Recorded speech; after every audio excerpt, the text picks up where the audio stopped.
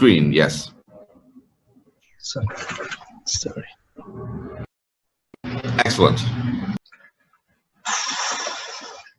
Don't show to us all. Go to full screen.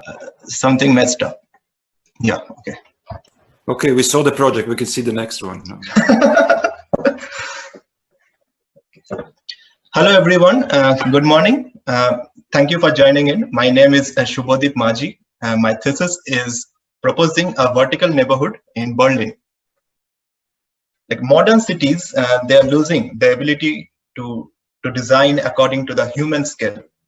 The streets are the linear room for the movement, and the old settlements were built on the way people move, how far they look, and how they use the environment.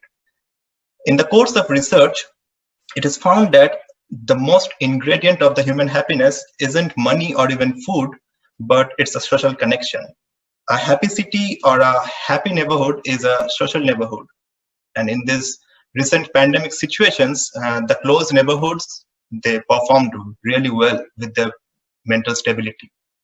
The architecture and the system, they have a strong effect on how we regard and we treat other people. The more people are on outdoors, the more they meet each other, the more greetings are exchanged, the conversations are developed consequently. Considering all these key factors or key features, let's say, of a strong neighborhood, it took me to look at centuries-old successful neighborhoods back in my country in India. This particular image is from Mumbai, the Mumbai Chaws, which is better known as the industrial workers' housing. The key features of this particular settlements of the industrial workers' housing is that every house is accessible to all. Most of the typologies that takes place, most of the activities that take place in the common corridors around are distinct type of housing typologies where the corridors, they are the main spinal cord. Moving on to the next case study, which is in Jodhpur in Rajasthan in India. This case study is about a dense neighborhood of a very old settlement in the Jodhpur near the fort in Rajasthan, where architecture is shaped according to the needs of the people residing in this hot and humid desert climate. Very small, curious, entertaining, usable spaces which popped out, designed according to the needs of the users over a course of time by the locals. The last case study is the British colonial architecture in the capital city during the British rule in India, which is Calcutta, which is my hometown also. These small courtyards are 2 or 3 story high houses which exhibits an enormously large amount of balcony spaces for the cultural events in the daily schedule. The courtyards of the main house, it hosts the big festivals of the city, also dividing the public and private boundaries within. Conclusion of the case studies comes in a scale of spaces. These diagrams, this shows how the street connects to the foyer or the corridor of the typologies in 3 different cities. Next, this diagram shows how the public-private spaces inducted into the architecture where one can easily diffuse the visual over to the neighborhood. This uninterrupted lanes, which is the second layer of the streets, so-called the connecting terrace. It connects and it is an uninterrupted accessibility to all levels of the roof along the neighborhood. It creates another layer of activity spaces, social interactions all over the ground. People come here, gather around all over the season. Coming to the site is within the historic city center of Berlin on the Museum Island, which is bounded by the river Spree and the Spree Canal. The site demonstrates various potentials for a vertical neighborhood along with its various functions. The project, amongst others, would work as an attractor where all the functions are just not laid out next of one after the another, but somehow the project has to have a potential to connect them, to bind them, to bring them into an almost form of all its kind of activities around. This picture, this area, the neighborhood demonstrates an important relationship between the streets, the buildings, and the people and the water body with a wide stretch of a mini urban promenade. Coming to the transition phase of the case study, considering the site scenario and the aim of the thesis as a vertical public space, the transition of a horizontal neighborhood into a vertical neighborhood resulted in these two mood images. One you can see on the left is stacking of the houses one after the another and giving an opportunity for the residents to have a closer look on each other. And the next is the community space where people can actually gather and do all sorts of functions. Coming to the site analysis, the site is accessed from the Inselstrasse over the newly constructed bridge, which is bounded by the water on two sides. And the site has an area of 2,300 square meter, which is permissible to build. So I kind of stacked my 14,000 square meter of building on this site area, which is this, and then stretch it out on the top to introduce more functions to it. And on the next part, I introduced the lower base of the building at such a height which matches with the height of the elevation in the museum island. And then breaking all the cubes to introduce the landscapes, the activity spaces over the top, twisting it to give the maximum views all over the city. And then in the next diagram, creating and carving out the vertical loop which takes the visitors to the roof from the ground floor. The verticality gives the opportunity to view the city from different perspectives, framework to get a new perception of the place you seem to know so well. Coming to the site plan, the building is aligned with the surrounding, with absolutely no obstacles, open to everybody to come in, which is also acting as a place to meet, socialize, just as the Berliners love to. A forum for all classes of society to hang out. A card drop here is marked in a blue, which has a clear visual for the approach from the Inselstrasse, and a welcoming canopy, a double height welcoming canopy on the front. Then a service road is also secured from the landscape all around for emergency services as and when required all around the building. This is 5 meter wide service road. To restore the function in this lush green island for running and jogging purpose, the path is connected with the previous one by a designed landscape and surroundings. So this jogging path is again reconnected with the project.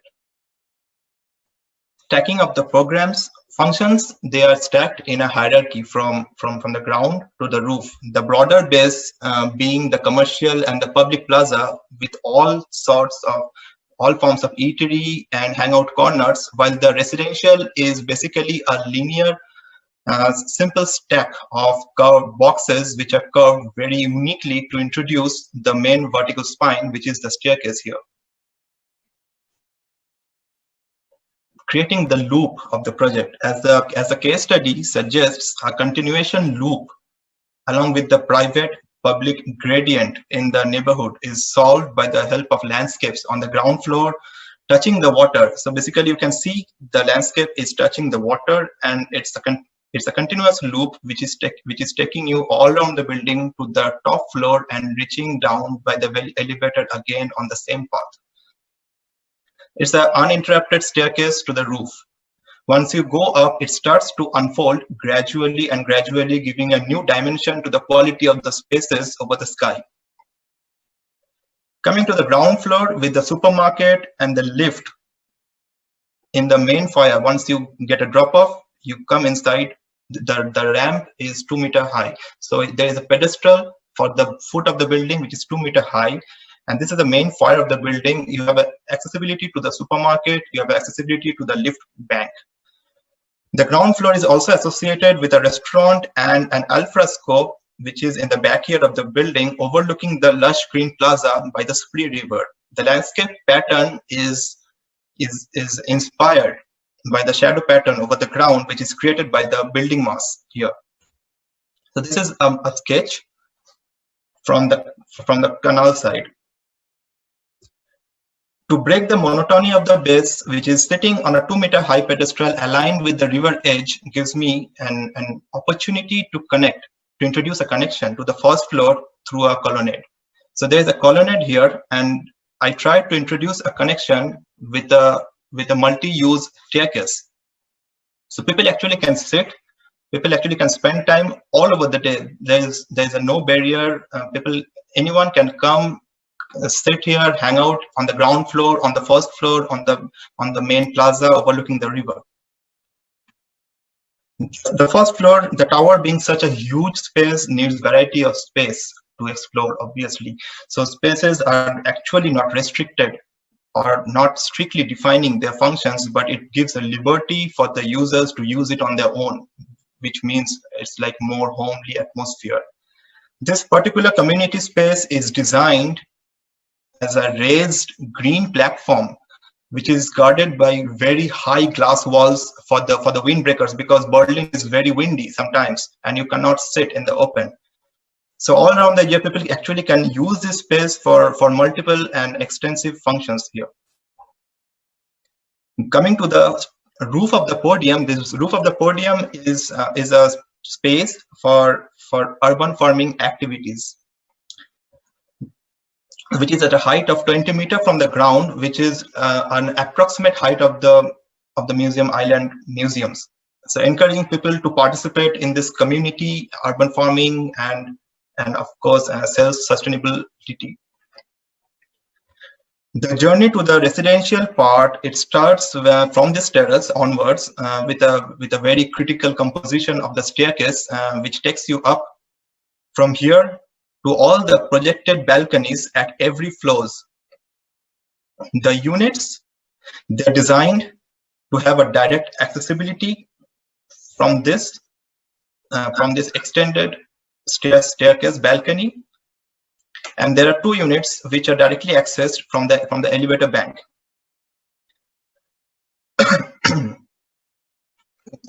Describing the units, I have only 2 units in this apartment. One is unit 1 and one is unit 2. So this unit 1 has an entry foyer from this extended staircase balcony, and you come here. This is a living and a dining space. Every furnitures are designed in this living dining area facing the corner of the building. So this is a mirror on the opposite side also. So I used all the corners of the building for the common purposes, and you can take this alley behind these columns, which is a clear with no hindrance at all to the bedroom attached toilet.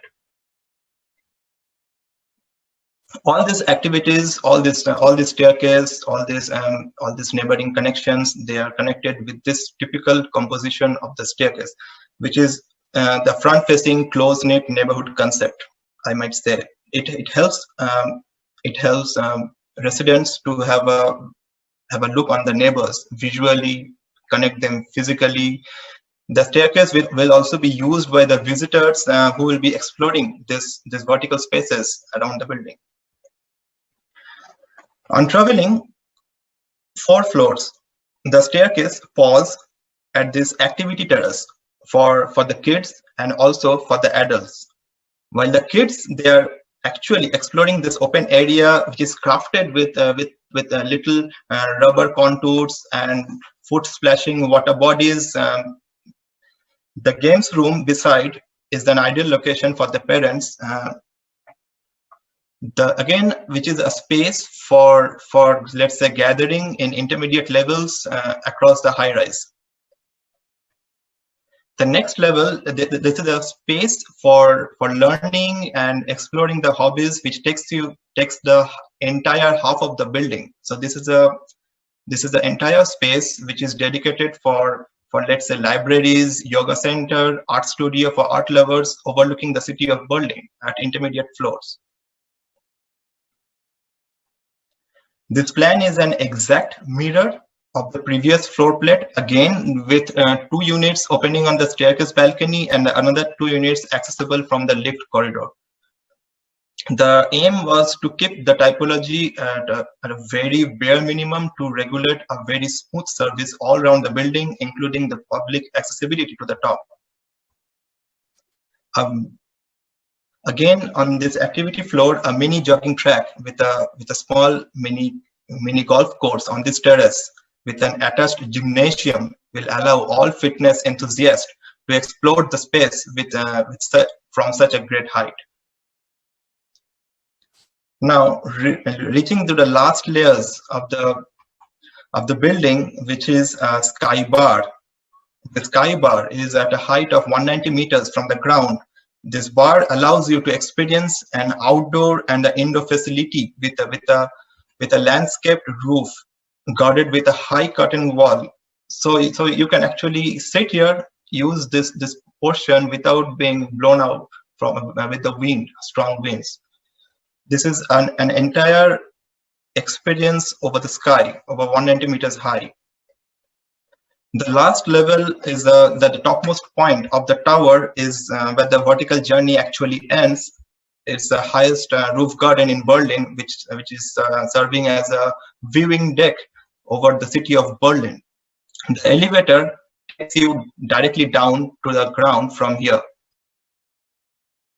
Coming to the inspirations, which for the elevations, inspirations came from the neighborhood buildings in the Museum Island, from like Alte National Gallery, Neue Museum, Altes Museum, Bode Museum, James Simon Gallery, and many others. The elevation was the most challenging part of this journey, and it allows people to connect themselves with the architecture around. A feeling of home, not so formal space, and an inviting gesture of the people of Berlin and the tourists who are visiting the Museum Island. The elevation has basically 2 parts, the broader base and a very, very slender tower. The vertical spine of the stairs connects the 2 systems together. So basically this is a stair connection which actually binds both the masts with each other. The idea was not to create a vibrant landmark in the island, but also design an extension of the architecture around. The color palette is kept all white with semi-polished marble cladding in the base to replicate the museum islands around. To make the tower visually subdued over the city of Berlin, merging with the great skies, a dual curtain system has been adopted for the elevation of the tower. The inner layer consists of a very low tinted sandwiched curtain panels to protect the residents from the strong UV rays in the west at that particular height. The second screen is a mesh structure which is added on top of it at a distance of 50 centimeters from the finished level, which allows people to operate windows within the given space. The balcony mesh structure is free to operate on a hinge, which opens on a slide on one side, providing an unobstructed view corridor towards the city skyline. Talking about the materials which are used for this mesh structure, it is a composite aluminum panel with laser cutting pores on it all over the body. This is a detail of the mesh structure, which has a grid of 1.5 meter and a height of 3.5 meter each. As you can see, the balconies, they have an affordable mesh structure. People actually can open it up. This is a section. Coming to the last slide, the title is Framing the Views. So when you decide to live somewhere, you like to choose what you are looking at, basically. There is a lot more poetry, a lot more mystery in a fragmented, in a curated a view rather than in an opening that offers a view as a whole. Thank you everyone. Thank you very much, Maji. I will hand over to our guests.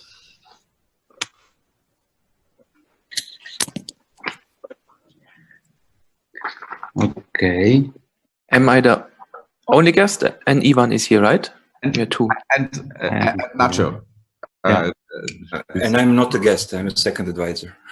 Ah, okay. And we're still missing Joris. You know, I don't know where. Sorry. No, just to know everyone. Mm-hmm.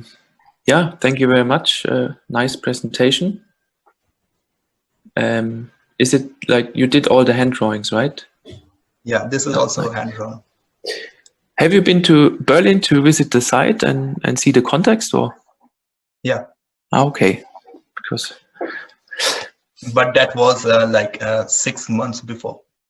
Yeah, but anyway, because it was quite specific views, and so I was wondering if you had the chance to visit it, or if it was all on, I don't know, Google Street View. No. We visited. Roger took us in the month of, I guess, November or December. Mm-hmm. In general, very nice site and very nice topic, and I guess, like Roger said, very complex and not easy. May I ask you about what I didn't get is the ratio between the residential and the public program you add to the tower. Can you tell me a little bit more about this? Okay, the base of the building is 20-meter height. Mm-hmm. So this is with the relation of the adjoining buildings in this island. The approximate height, and then the rest, 165 meter, is the residential stacking on top. And around the residential, you wrap the vertical. Yes. Just like as you go up and up, the city unfolds at new heights for the users and for but the it's still also. On each level. It's still a mix between the residential and the public program. So if I move to this program,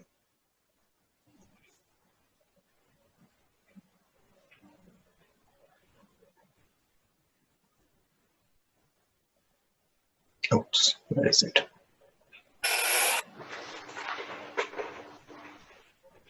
So basically, the base of the building is 20-meter high, where actually people can come very casually. They can use this space and go, or if they want to explore the building, the journey starts from the top of this terrace and it goes up to the top.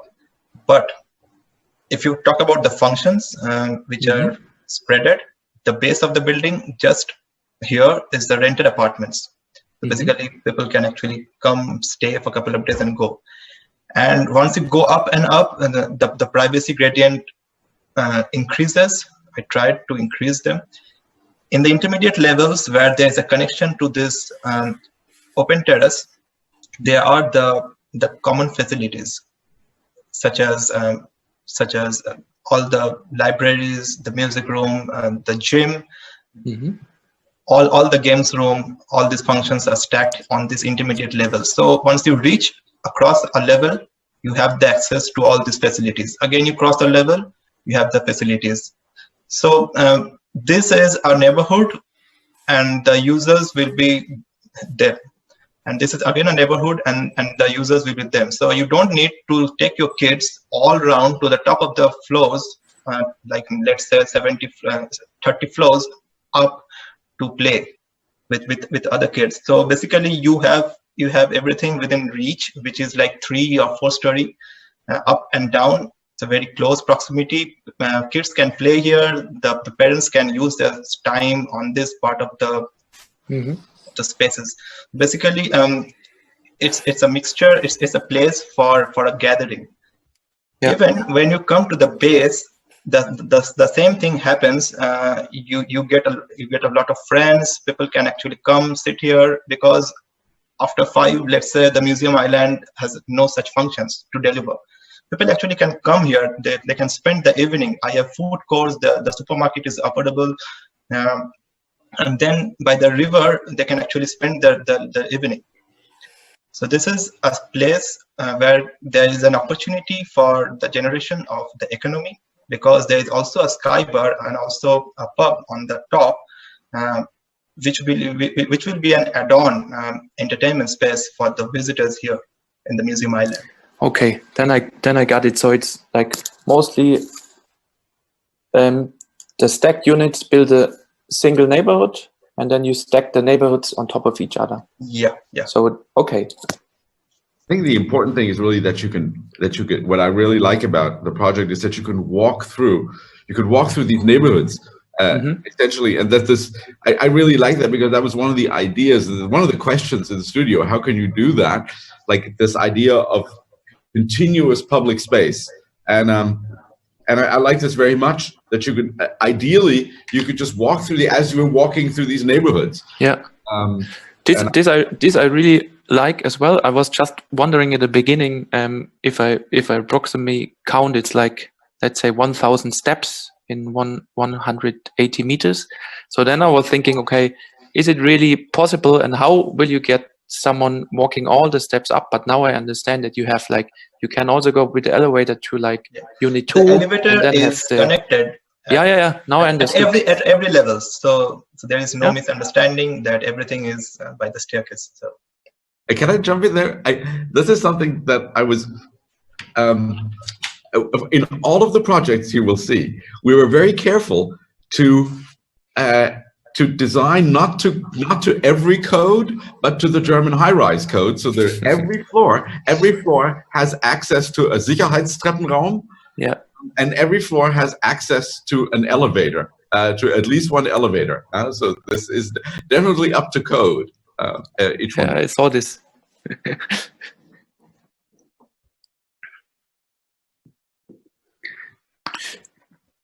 Can I jump in? Maybe. Yeah, I think Magi, I really like it. I think it evolved super nicely since, I don't know, I think 1 year ago, 6 months, or yeah, I don't remember, but I seen this project really long time ago. Yeah. I mean, I was wondering, these common areas or gardens that are split in the neighborhoods, are they meant to serve only the people from those neighborhoods, or are kind of like an extension of the public space? Basically, public can access each and every corner of this building. Okay. So this loop takes you all around the building. Instead of knocking at particular apartment, you can actually travel all around. Okay. And talking about the consumption of the green, the site had a lush green weightage earlier. So if I am putting a building of 2,300 square meter on the base, so I am eating that green, and I'm transferring that green into 3 different levels. So on the first floor, on the roof of the podium, at intermediate levels, and also on the sky garden. So basically doubling the amount of green I consumed, I wasted from the island. And then even all this loop is connected to this water body. So basically you can come down, touch the water body, again go up to the plaza, and there's a jogging track which takes you again to the whole island from here. So this is a continuous process, both on horizontally and also vertically. So there is no stopping. Even if you want to access this particular place, you can access from the elevator bank. From here also you can access everywhere. So like it's a free accessible space for every individuals visiting this island. No, my point is mainly that the way you presented and your drawings, yeah, I think that there is like a kind of sort of cut between the more public plinth, let's say, and then the tower on top. And I think that can be something interesting, actually, in the sense that maybe this kind of public circulations, they are not really like a sort of continuous extension from that plinth, but it's like a kind of semi-gradient of public, let's say. So in that sense, I think if that was your intention was your intention, I think it's well done, actually. What I was thinking about the way you presented the cases in India and the way you ended up designing your units, let's say, I think that could have been nice maybe if you could have explored more sort of variations of layouts.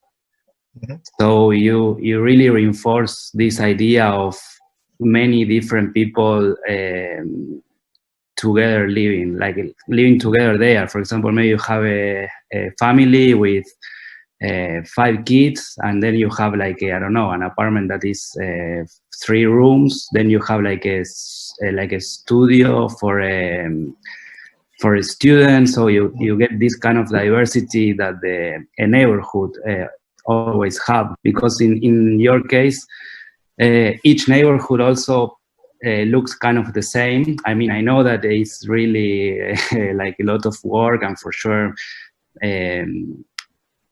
maybe it's at some point you need to shorten down, and okay, you make this stack of neighborhoods. But something that I found interesting from your research is this kind of I guess like this surprise that you can have in India, where maybe you wander around roofs or the streets and you never really know what you're gonna meet, or like everything seems to be like an event.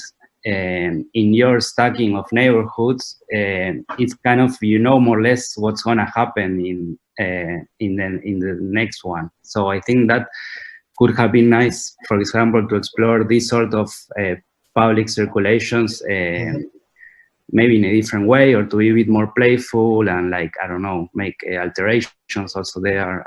But yeah, I mean, that would be my comment. Maybe. Everybody's being so critical. No, it's amazing. I really like it. I'm just giving some comments more like I don't know. No. But I really love it. I mean, how it end up. I really have to. I mean, I think the drawings, your drawings, that these hand drawings of these moods are, to me, are really absolutely convincing. And I think they're beautiful. They're some of the most beautiful drawings that I have been offered in a thesis project, and I really like that. And what I think is a very valuable addition here is that I really get the feeling that there's a personal viewpoint that you have, and I also think that you have this drawing is very much a translation of your initial study, and I think that's one of the things at the very beginning of the thesis. You're looking into these stairs and these different landings and stuff, and we find that here again, and I think I find that very convincing. Quite apart from the atmospheric the mood of the drawings, which also work for me. But I like the consistency from the design, from the research to the finished design. And I agree that there could have been maybe a little more diversity in the neighborhoods.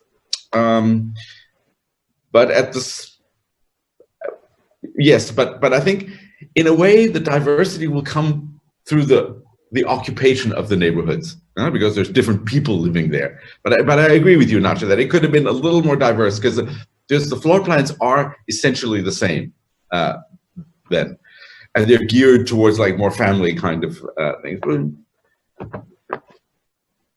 But I like it a lot. Can you go back to show some more of the drawings, which I really think are brilliant.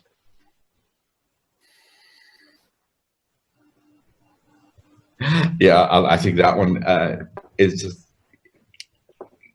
And I was very skeptical about the different quality of the base at the beginning, but I'm also reconciled to it, because there's different gradients of public space, and I think you show that very nicely.